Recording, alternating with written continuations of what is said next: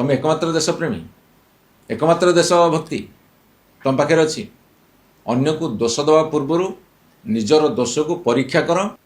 मंत्री कहते तेलर अभाव नहीं, सचिव कहते तेलर अभाव नहीं। वास्तव कथा देखिले 300 रु अधिका पेट्रोल टांकी बंद हो गला। वास्तवता देखिले प्रति पेट्रोल टांकी आगे लंबा लाइन लगुच। वास्तवता देखिले केंद्र सरकार वर्तमान 3 टंका लाखे बढ़े देले। ए सब कथा को जदि मिसई दबा मिछ कोटा वास्तवता कोटा सेटा आपण माने जानी परिबे। प्रथमे अभाव अभाव अभाव कहिकी गोटे धारणा सृष्टि करागला सारा देश रे जे युद्ध जोगुर वर्तमान तेलर संकट देखा दे अभाव पड़ी एवं 5टा प्रदेश जो निर्वाचन सरीगला एपटे अभाव अच्छी बोली दर्शागला सेपटे तैल कंपानी मानकु साहाय्य करने जो माने निर्वाचन चांदा दियंती भारतीय जनता पार्टी खर्च उठाती से मानकु अधिका मुनाफा देवाई और से भागीदार होगापाई तेल दर बढ़ेले। एला प्रथम कथा। द्वितीय कथा हूँ यहाँ गोटे सुचिन्हित प्लान। ये जो प्लानटा से माने कले से प्लान बल से माने बढ़ेले। तेणु मुझे पचार चाहे जे बुद्धिटा 5टा प्रदेश रे इलेक्शन सरला पर कहीं आसला ता पूर्व कहीं कलेनी। जो कथा प्रधानमंत्री कहले एते सचेतनतार वार्ता बांटिले निर्वाचन रैली रे तो 100 जगह जाके मीटिंग कले सेठी मध्य ये लाइन टे जोड़ी दे थांदे सेठी लाइन जोड़िलेनी। तांका सरकार कहले आमे पूरा सक्षम आमे समर्थ जे कौनसी परिस्थिति आसले मुकाबला करिवो कहले गोटे निर्वाचन सरला पर आउ गोटे कले। एठी आउ गोटे कथा म आपन मानु कहि रखे आपण मान टिके तो ध्यान सहकारे सुनिबे। मोदी सरकार को 12 वर्ष हो गला केंद्र रे। 12 वर्ष तले 2014 रे पेट्रोल दाम डीजेल दाम 50 रु 60 टंका भितर थिला। 12 वर्ष भितर तार 2 गुण हैला अर्थात 100 टपिला। 100 टपिला पर आपण कहि रखे सेते बेले जोटा को क्रूड ऑयल अशोधित तैल जोटा गल्फ कंट्री अच्छी रशिया अच्छी अमेरिका अच्छी विभिन्न जगार मौजूद अच्छी से माने बिक्री कर। 2014 मसीह क्रूड ऑयल बैरेल पिछा केते थिला ताकू आम हिसाब भितर को नबा से 43 टंका मात्र थिला। तेल दर 50-60 टंका थिला। 2017 $54, 2018 $71 बढ़िला। तुम एपटे रेट बढ़ेल पेट्रोल डीजेल। 2019 $64 बैरेल पिछा। 2020 रे कोरोना आरंभ होला 41 टंका खसिला से तुम तेल रेट कमियार थिला। 2021 रे बढ़िला $70 को। 2022 रे $100 लगी सेते बेले तेल दर बढ़ियार किसी असुविधा नथिला अल्प टिके बढ़ी जाई पाथांदे किंतु 100 टपिवा उचित नथिला। एवं 2023 रे $82 पुणी खसिला।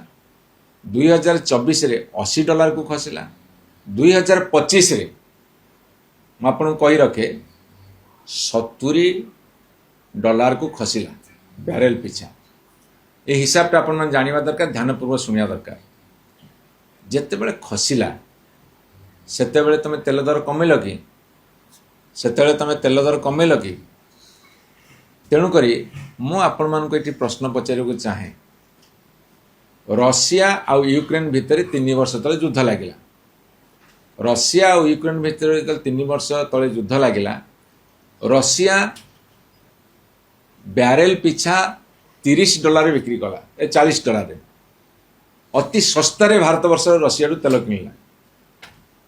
सेते तुम तेल दर कमेलनी मुनाफा बहुत नहीं लाभ बहुत खाईच। जिते भारत वर्ष रे 100 टंकार बिक्री होची लिटर पिछा तमें भारत वर्ष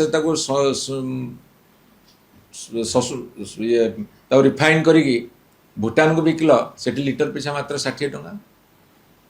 ଏଇଠୁ ରିଫାଇନ୍ କରି ବିକ୍ରି ସେଠି 60 ଟଙ୍କା ସେ ପାଉଛନ୍ତି ସେ ଦେଶର ଲୋକ, ଆମେ ପାଇଲୁନୁ।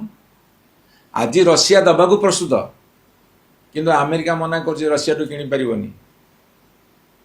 ହଉ ମାସକ ବି କିଣ, ଦିନକ ବି କିଣ, ଟ୍ରମ୍ପ କଥାରେ ଉଠୁ ବସ ହେଉଛି। ଇରାନ ସାଥିରେ ସମ୍ପର୍କ କାଟିଛେ, ଅନ୍ୟାନ୍ୟ ଦେଶ ସାଥିରେ ଆମର ସମ୍ପର୍କ ଏତେ ଭଲ ନାହିଁ। ଦାୟୀ କିଏ? ଆଜି ଯେଉଁ ଯୁଦ୍ଧ କଥା କହିକି ସେ କହୁଛନ୍ତି ଦାୟୀ କିଏ? ଦାୟୀ କିଏ? ଯେତେବେଳେ ବ୍ୟାରେଲ ପିଛା $40 ଆମେ ତେଲ ପାଉଥିଲେ, କ୍ରୁଡ୍ ଅଏଲ୍ ଅଶୋଧିତ ତୈଳ, ସେତେବେଳେ 100 ଟଙ୍କା, ଆଜି ପୁଣି ଆହୁରି 3 ଟଙ୍କା ବଢ଼ିଲାଣି। ଗୋଟେ ପଟେ ଭାରତବର୍ଷ ସାର୍ବଭୌମତ୍ୱ ବିକ୍ରି କଲ ଆମେରିକା ପାଖରେ, ଉଠୁ ବସ ହେଲା। ଆଉ ଗୋଟେ ପଟେ ରଷିଆ ହାତ ବଢ଼ୁଛି, ତେଲ ଦେବ, ତମେ ଆଣୁନ, ଡର ଲାଗୁଛି।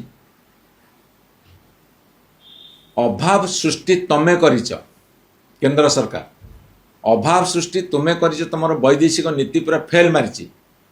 ଅଭାବ ସୃଷ୍ଟି ତମେ କରିଛ, କାହା ପାଖରେ ନିଜ ମୁଣ୍ଡ ବିକିଛ, ତାର ସବୁତକ ପରିଣାମ ଦେଶବାସୀ ଭୋଗୁଛନ୍ତି। ଦେଶବାସୀ ଭୋଗିଲା ବେଳେ ଯେଉଁମାନେ ସତ କଥା କହିକି ବିରୋଧ କରୁଛନ୍ତି, ତମେ ସେତେବେଳେ ତାଙ୍କୁ କହିବ ଦେଶଦ୍ରୋହୀ। ତମେ ଯଦି ଏତେ ଦେଶଭକ୍ତ, ଦେଶର ସାର୍ବଭୌମତ୍ୱ ବିକ୍ରି ସାରିଲଣି, ଦେଶର ଜନସାଧାରଣଙ୍କୁ ଯେଉଁଠି ଶସ୍ତାରେ ମିଳିବ, ଯେଉଁ ଦେଶ ବନ୍ଧୁତ୍ୱର ହାତ ବଢ଼ୁଛି ତା ସାଥିରେ ସମ୍ପର୍କ କାଟିଲଣି, ତମର ଭୁଲ ନୀତି ଯୋଗୁଁ ସାରା ଦେଶବାସୀ ପରିଣାମ ଭୋଗୁଛନ୍ତି, ତମେ ଦାୟୀ କରୁଛ ଜନସାଧାରଣଙ୍କୁ। ଦୁଇ ପ୍ରକାର କଥା କେମିତି? ନିର୍ବାଚନ ରାଲିରେ ତମର ମନ୍ତ୍ରୀରୁ ଆରମ୍ଭ କରି ପ୍ରଧାନମନ୍ତ୍ରୀ ସମସ୍ତେ ବଡ଼ ବଡ଼ ଭାଷଣ ଦେଲ, ପଦେ ସଚେତନତାର କଥା କହିଲନି। ଆଜି ଯେତେବେଳେ ନିର୍ବାଚନ ସରିଗଲା, ବର୍ତ୍ତମାନ ସଚେତନତାର ବାର୍ତ୍ତା ଏମିତି ବୁଣିଲ ଯେ ଲୋକଙ୍କ ଭିତରେ ପ୍ୟାନିକ୍ ସୃଷ୍ଟି ହେଲା, ଭୟ ସୃଷ୍ଟି ହେଲା। ଯେଉଁ ଭୟର ପରିଣାମ ସ୍ୱରୂପ ଆଜି ଏଇଭଳି ଅବସ୍ଥା ହେଉଛି। 3 ମାସ ତଳୁ, 4 ମାସ ତଳୁ ଜାପାନ, ଅଷ୍ଟ୍ରେଲିଆ, ଚାଇନାଠୁ ଆରମ୍ଭ କରି ୟୁରୋପିଆନ୍ କଣ୍ଟ୍ରି ପର୍ଯ୍ୟନ୍ତ ସମସ୍ତେ ତାଙ୍କର ପ୍ରିକସନ୍ ନେଇଯାଇଛନ୍ତି। ତମେ ଅନେକ ବସିଥିଲ ଇଲେକ୍ସନ୍ ପାଇଁ, ପ୍ରିକସନ୍ ନେଲନି। ବର୍ତ୍ତମାନ ସୁଯୋଗ ଅଛି ବି ତମେ ଶସ୍ତାରେ ତେଲ ଆଣିବାକୁ ରୋଷେଇ ପାଖରୁ, ତାହା ବି ତମେ ସେ ସୁଯୋଗର ସଦ୍ବ୍ୟବହାର କରୁନ। ଯିଏ ପ୍ରତିବାଦ କରିବ, ପ୍ରତିରୋଧ କରିବ, ସେ ଦେଶଦ୍ରୋହୀ କରେଇଦେବ। ଦୋଷ ଦେବା ପୂର୍ବରୁ ନିଜର ଦୋଷକୁ ପରୀକ୍ଷା କର ଏବଂ ଅନ୍ତତଃ ଭାବରେ ପୁରା ସତ ନ କହିଲେ ବି ଅର୍ଦ୍ଧ ସତ୍ୟ ସ୍ୱୀକାର କର, ଆମେ ଖୁସି ହେବୁ।